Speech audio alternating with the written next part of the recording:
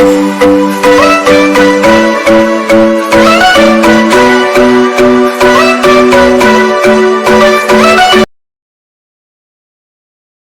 શ્રી કૃષ્ણ, જય જલારામ. કેમ છો બધા? બધા મજામાં છો? મારા વ્લોગ જોતા બધા મજામાં જ હોય છે. આજે છે 22/1/2025, વીરદાદા જસરાજનો સૂર્ય દિવસ છે. સવારના આપણે મહાઆરતી નિહાળી, ધ્વજારોહણનો કાર્યક્રમ નિહાળ્યો. ખૂબ સરસ આયોજન છે. બપોર બાદ સરસ્વતી સન્માનનો કાર્યક્રમ છે, ત્યારબાદ મહાઆરતી છે. સાંજે આરતી બાદ મહાપ્રસાદનું આયોજન છે. ખૂબ સરસ આયોજન છે. મારી ચેનલમાં નવા હોય તો લાઇક, શેર, સબસ્ક્રાઈબ ખાસ કરતા જાજો. જય શ્રી કૃષ્ણ, જય જલારામ.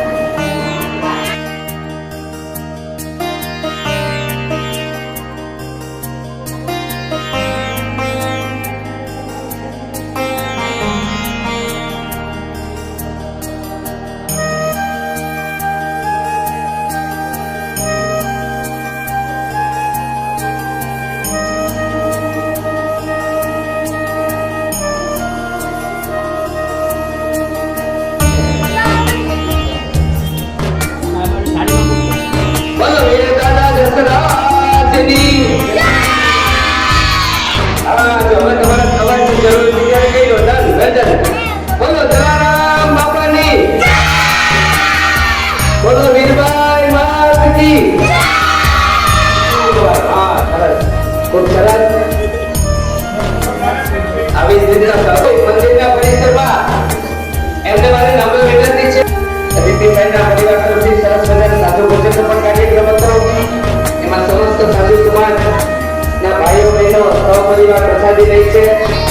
અને અત્યારે આપણે સરસ્વતી સન્માન સમારોહમાં નર્સરીના બાળકોથી લઈ અને સીએ, ડોક્ટર, એન્જિનિયર સુધીના વિશિષ્ટ ડિગ્રી સુધીના ભાઈઓ બહેનોને પણ એમનામાં જે તેજસ્વીતા રહેલી છે, એનામાં જે સ્પીડ રહેલી છે, એને સન્માનિત કરવાનો સરસ્વતી સન્માન સમારોહ કાર્યક્રમ ચાલુ છે. આ સરસ્વતી સન્માન અંતર્ગત જ આપણે સાધુ ભોજનના મનોરથનું સન્માન કરવાનું છે. ત્યારબાદ જ્ઞાતિ કલાના પ્રસાદના મનોરથી કે જે આપણે આરતી પૂર્ણ કર્યા બાદ પ્રસાદી લેવાના છે. લવજીભાઈ પરમાનંદભાઈ રૂપારેલ પરિવાર એમનું પણ અહીંયા આપણે સન્માન કરવાનું છે.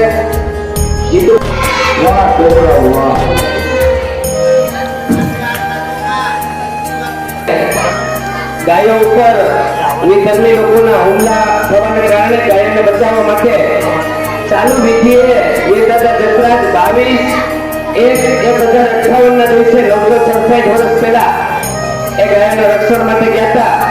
અને આપણે બધાને વિધિ છે કે જ્યારે વીરગતિ પામ્યા તેનો સવિશેષ વિસ્તારપૂર્વક આપણે વીરદાદા જસરાજની વીરતાની વાતોને છે ને વધારવી જોઈએ. અહીંયા આજનો આપણો એ દિવસ છે. સરસ્વતી સન્માન સમારોહ છે તો કે એનામાં બધામાં જે તેજસ્વીતા રહેલા છે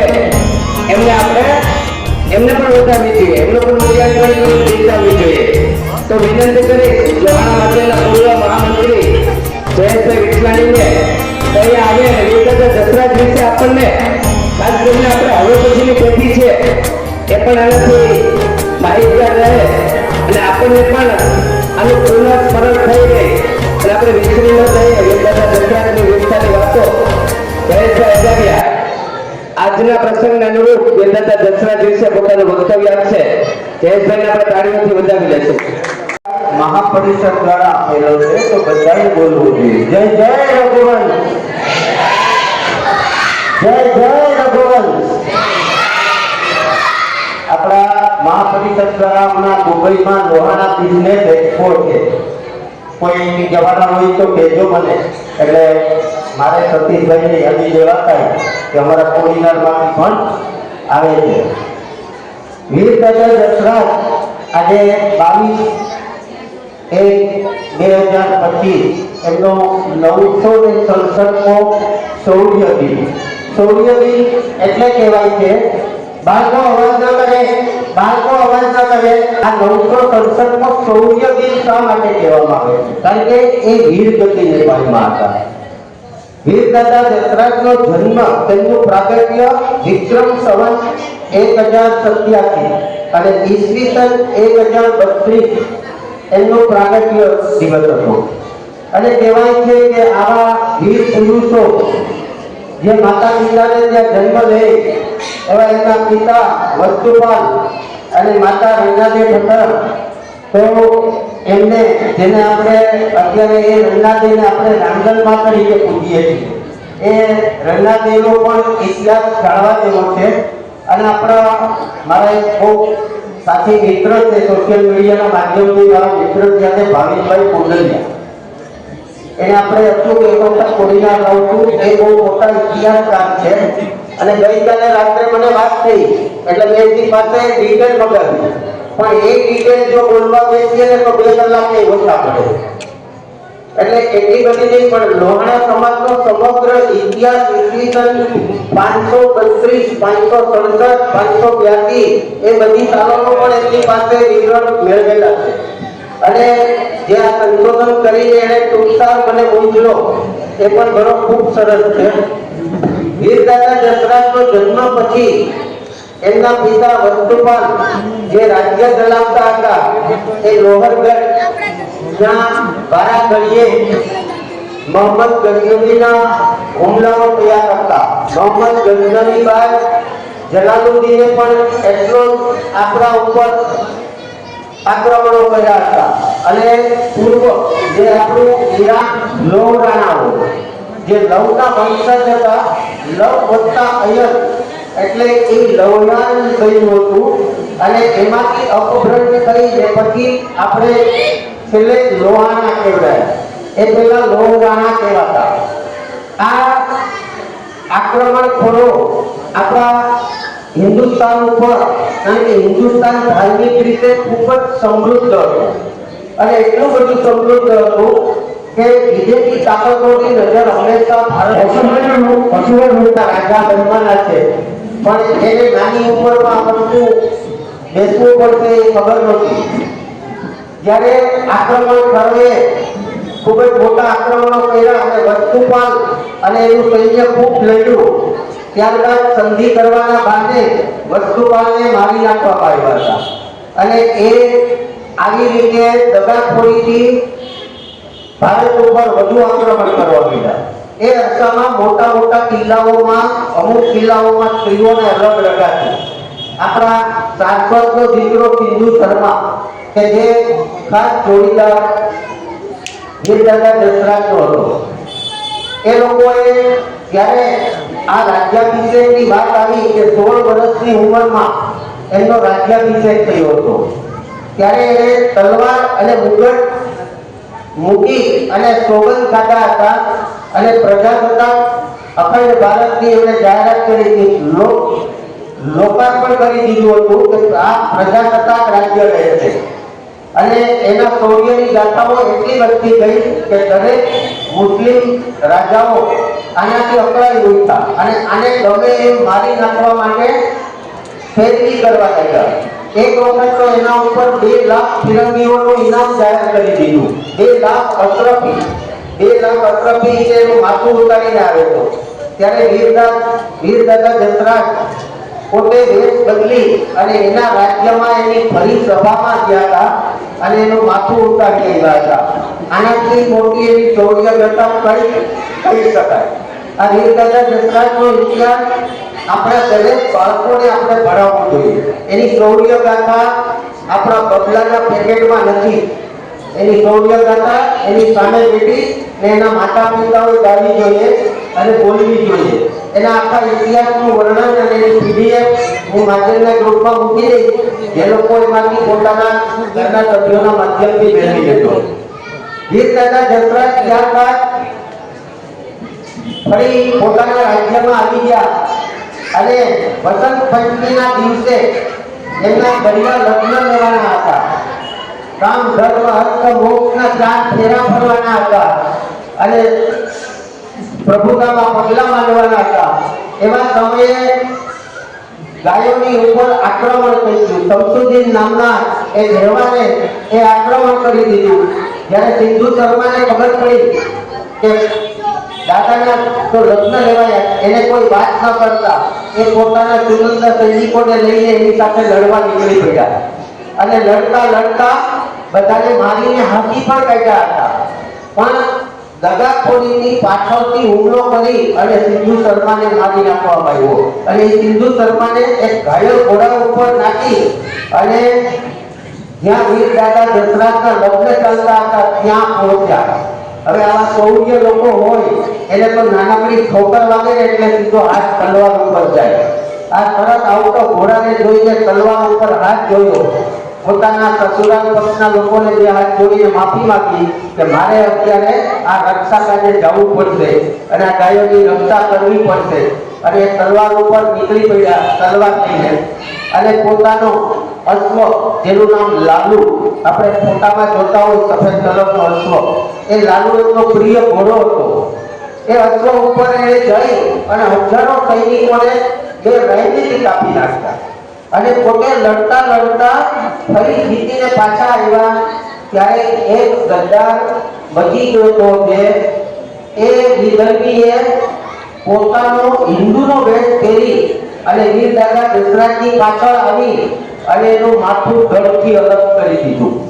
અને એ સમયે પણ એ એટલા સાવચેત હતા કે પોતાની તલવાર વીંધીને એ જે મારનાર હતા એ બંનેના ડોકા ઉતારી દીધા હતા.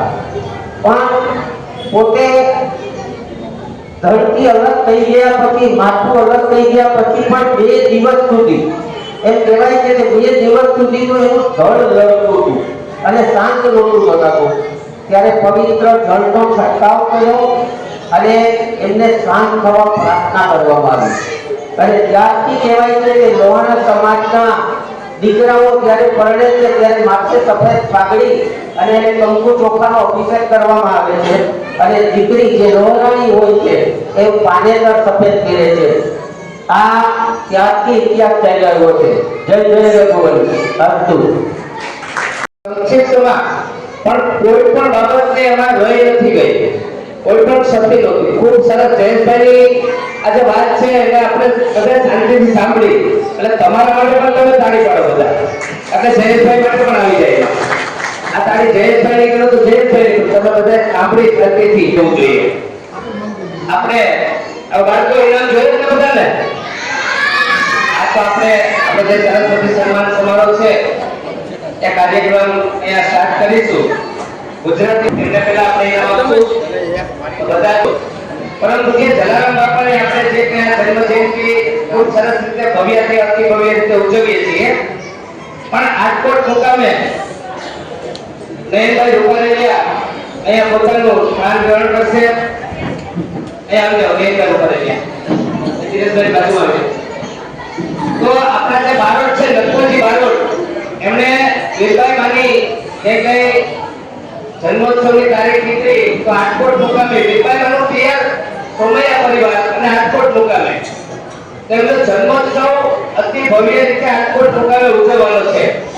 સવારે ત્યાં મહાઆરતી છે, અન્નકૂટનો કાર્યક્રમ છે, બપોરે મહાપ્રસાદ છે, બપોર પછી એકદમ સરસ શોભાયાત્રા નીકળવાની છે અને હાપા જલારામ મંદિરેથી 64 કિલોનો મોટો રોટલાની પ્રસાદી પણ ત્યાં પધારવાની છે. એમના પણ દર્શન છે.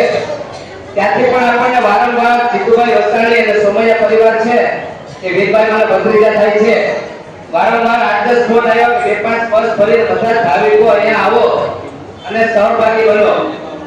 પણ અહીંયા વાત કરી માધ્યમમાં આપણા વડીલોની પણ એવી વાત છે કે આપણે જલારામ જયંતિ સરસ રીતે ઉજવીએ છીએ, તો વીરભાઈમાં છે જલારામ બાપાની ભક્તિ કરી શક્યા કે સેવા કરી શક્યા અને અન્નદાન મહાદાનનો જીવન મંત્ર સાર્થક કરી શક્યા. એની પાસે જો સૌથી મોટો કોઈનો ભોગ હોય ને તેમાં વીરભાઈ માનો હતો. એના સિવાય શક્ય જ હતું. વીરભાઈમાં પણ આટલા જ પૂજનીય છે. તો એમનો જન્મોત્સવ આપણે કોડીનારમાં રવિવાર આવે છે 2/2/2025, તો આપણે પણ સરસ રીતે ઉજવીએ. કઈક એના માટે અન્નકૂટનો કાર્યક્રમ ગોઠવીએ, કઈક મહાઆરતી મહાપ્રસાદનો કાર્યક્રમ ગોઠવીએ. તેમાં માછરની પણ મંજૂરી મળી અને જિગ્નેશભાઈ આચાર્ય, મુકેશભાઈ કન્ના, રમેશભાઈ ગારિયા એ બધા કે આપણે અહીંયા જ ઉજવશું. તો એના માટે પણ આપણે જોરદાર તાળી પાડીશું. આપણે કાર્યક્રમ નક્કી કરેલ છે એમના માટે પ્રસાદી રહેશે, મહાઆરતી રહેશે અને અન્નકોટ આપણે મિષ્ટાન અન્નકોટ બધા મિષ્ટાનની કોઈ પણ એક વાનગી પધરાવવા માટે લઈ આવે અને મિષ્ટાન આપણે અહીંયા જે કંઈ પ્રસાદી હશે એમાં સાથે પ્રસાદી રૂપે લેશું કે આપણે બધા જ ઘરની પ્રસાદી એમાં. આ સિવાય 23/2/2025 ત્યારે પણ રવિવાર આવે છે, પૂજ્ય બાપાનો નિર્વાણ દિન છે. એમાં પણ આપણે જલારામ સત્સંગ મંડળના ભાઈઓ આપણા મનોરથી છે, એમના દ્વારા આપણને મહાપ્રસાદી લેવડાવવાના છે, મહાઆરતી કરવાની છે.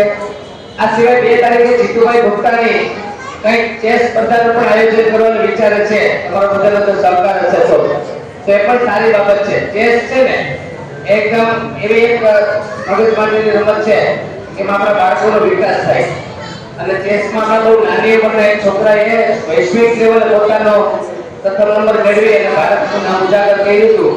એ પણ અહીંયા નોંધ લઈએ ને આપણે પણ એવી સ્પર્ધા ગોઠવી શકાય.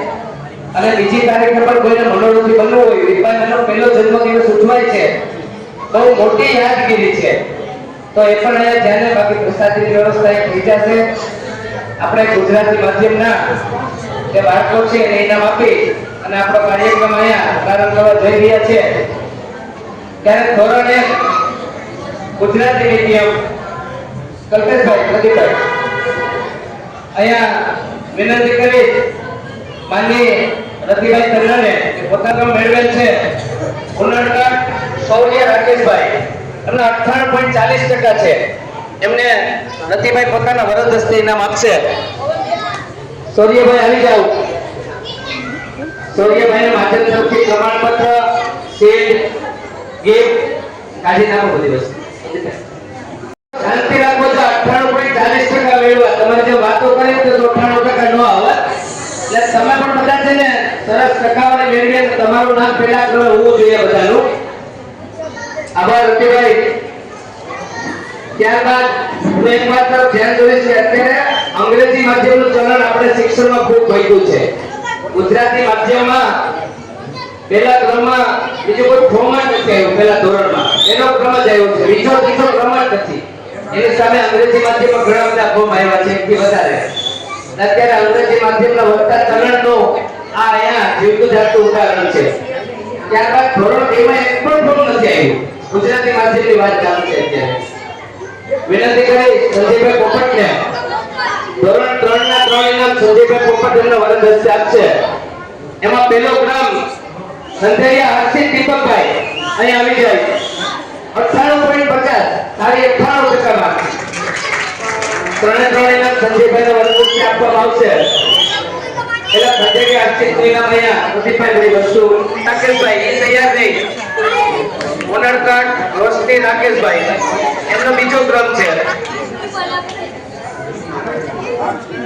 હમણાં જે ઇનામ લીધું એ જ આવી જાવ. આ લગભગ રોશની બેન છે એ સોરિયાના બેન જ છે, રાકેશભાઈની દીકરી જ છે. ખૂબ ખૂબ તાળીઓથી વધાવી લેશું આપણે હર્ષિતને. સંજીભાઈ રોશની બેનનું ઇનામ તમે જ આપી દેજો. ત્યારબાદ રૂપારેલ પીયુ દીપેનભાઈ અહીંયા હોય તો હાજર રહી. રૂપારેલ પીયુ આવી જાય. અહીંયા આવતી દીકરા તમે લઈ જાઓ.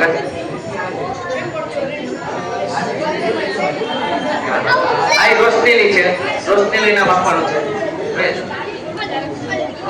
ત્યારબાદ રૂપારેલ પીયુ દીપેનભાઈ ધોરણ 3 ગુજરાતી માધ્યમ ત્રીજો ક્રમ. તાળીઓથી વધાવી લેશું આપણે. ધોરણ 4 ના ગુજરાતી માધ્યમના ઇનામ માટે વિનંતી કરીશ આપણી વચ્ચે ઉપસ્થિત વિજયભાઈ ગટેચાને તેઓ અહીં આવે. એમાં પ્રથમ ક્રમ છે ચાંદ્રાણી દક્ષ પિયુષભાઈ. ચાંદ્રાણી દક્ષ આવી જાય. અને એના પછી રાઈટ થતા વિધિ સંદીપભાઈ એ પણ અહીંયા હાજર રહેશે. વિધિબેન દક્ષને ઇનામ અપાઈ જાય ત્યાં સુધીમાં અહીંયા દીકરા આવતી રહે. આપણે તાળીઓથી વધાવી લેશું દક્ષભાઈને. વિજયભાઈ રાઈટ થતા વિધિબેનનું પણ ઇનામ તમારા વરદ હસ્તે જ આપી દો.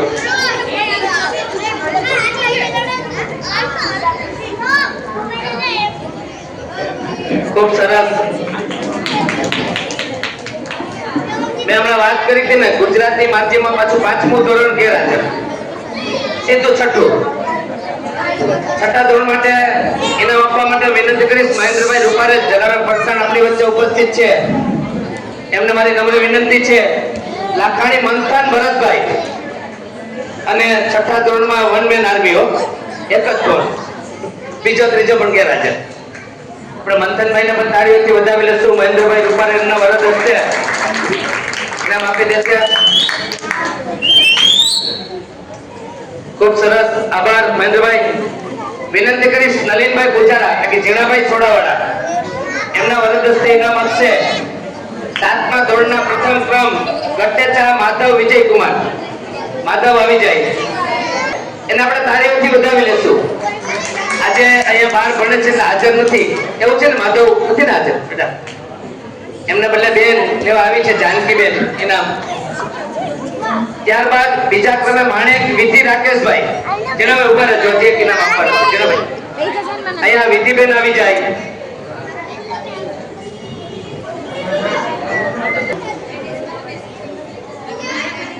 આપણે તાળીઓ ચાલુ રાખશું, આપણે ખુશી ભાવશે. આભાર જીનાભાઈ.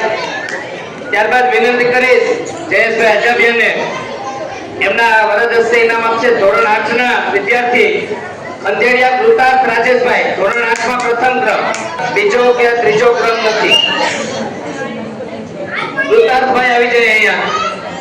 કૃતાર્થભાઈ અંધેડિયા, ધોરણ 8 અંધેડિયા કૃતાર્થ રાજેશભાઈ.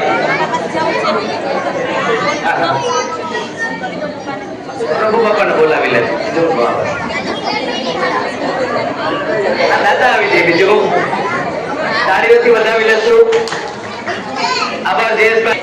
હર્ષુભાઈ પોપટ મીત અહીં આવી જાય. પોપટ મીત, આ મીતના બદલે બેન આવે છે દીકરી, એને ઇનામ. મહેન્દ્રભાઈના જ પરિવારનું બીજું ઇનામ છે પણ મહેન્દ્રભાઈ તમે જ આપી દેજો. છગ કૃપાલી મુકેશભાઈ, અમારા મુકેશભાઈ દીકરી છગ કૃપાલી બેન અહીંયા હોય તો આવી જાય. કોઈ પણ આવી જાય છગ પરિવારમાંથી હોય તો. આ દીકરી આવી ગઈ છે, તાળીઓથી વધાવી લેશું. લઈ લે મારી દીકરી. વિનંતી કરીશ આભાર મહેન્દ્રભાઈ. મનદીપભાઈ કાનાબારને, મનદીપભાઈ આવે અને ધોરણ 11 કોમર્સમાં પ્રથમ ક્રમે છે આપણા સારસ્વત ગોરબાપા જે છે દીપક બાપા, એનો ભાણિયો છે ધર્મેશ, એની દીકરી જીયાબેન, એ પણ એકમાત્ર ફોન. અહીંયા જીયાબેન નું ઇનામ લઈ જાય. ધોરણ 11 કોમર્સ એમાં એના 83.14% છે, પ્રથમ ક્રમ. અહીં આવી જાય.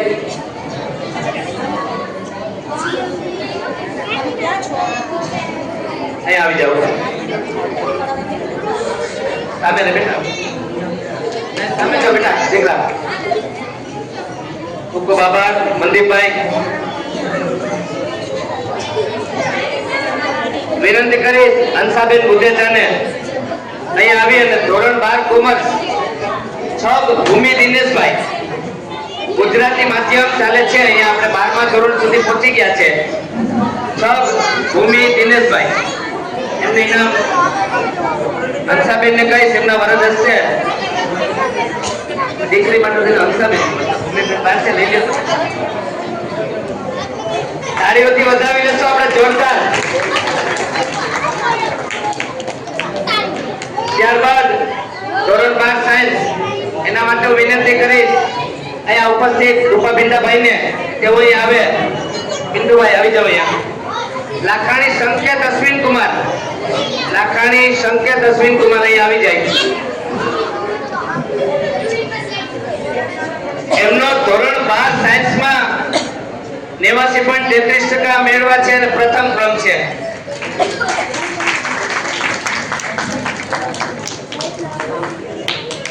આ બધા નાના દીકરા દીકરીઓ તો જો અવાજ ન કરે ને શાંત બેસે ને તો જ ઇનામ આપવાનું છે. નલિનભાઈ એવું છે ને ભાઈ? બાકી નહીં ને? આવ તો બેઠો બેટા, બાકી નલિનભાઈ ઇનામ નહીં આપવા દે.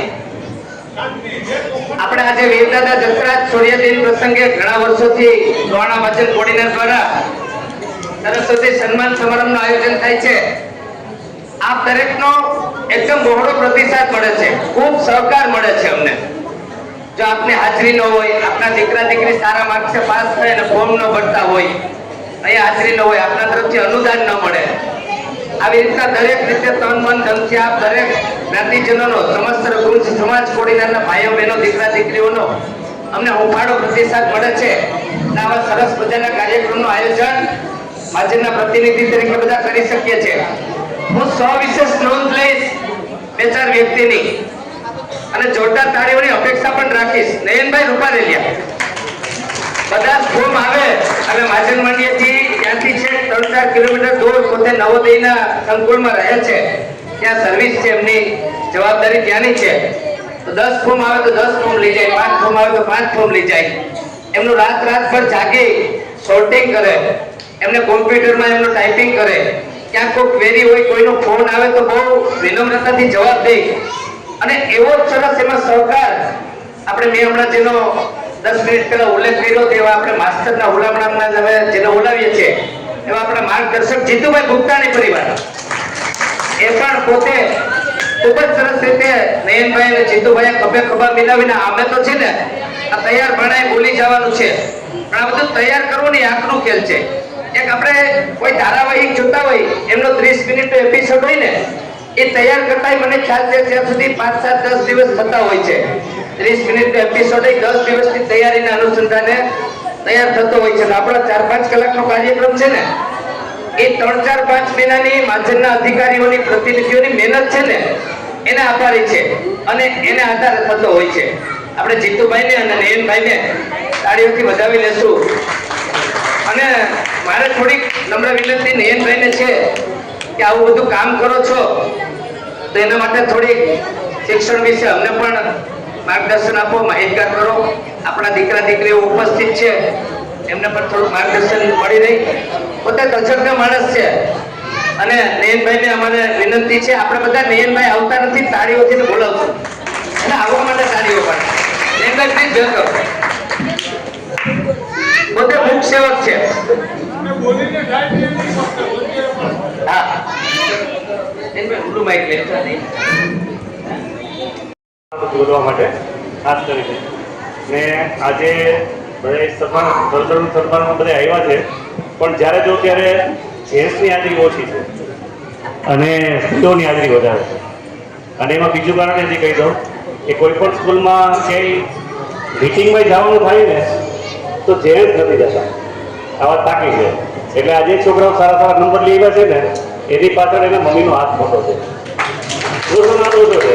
એટલે એની કોકની અગવડતા છે, કોક નથી જતા, કોકની પાસે ટાઈમનો અભાવ છે, પણ છોકરાઓની પાછળ જે મોટો ફાળો છે એના મમ્મીનો છે.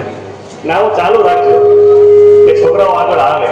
બાકી ઘણા એવા હોય કે સારી સ્કૂલમાં બેસાડી દે, ફી ભરી દે છે, પણ છોકરો આવીને દફતર મૂકે પછી શું છે આ છે એનું અપડેટ લેવું એ આપણામાં ઓછું છે. દિવસે દિવસે અત્યારે એટલી બધી કોમ્પિટિશન વધતી જાય છે. 12 ધોરણ સુધી થોડીના સીમિત છે આપણું.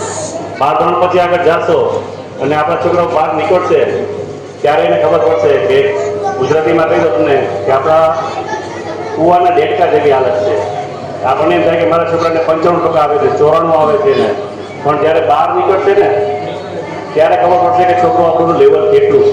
એટલે અત્યારે આપણે ટકા આવે છે બરોબર છે, પણ એની પાછળ પ્રયાસ જારી રાખજો. આપણે જનરલ કેટેગરીમાં છીએ, તમે ગમે એટલી મહેનત કરશો બહુ ઓછી પડે જગ્યાએ. કારણ કે જી નીટ એની અંદર તમે જોશો કે અત્યારે 580-600 માર્ક લઈ આવવાવાળા પણ આપણા કેટેગરીમાં છોકરાઓને એડમિશન મળતા નથી.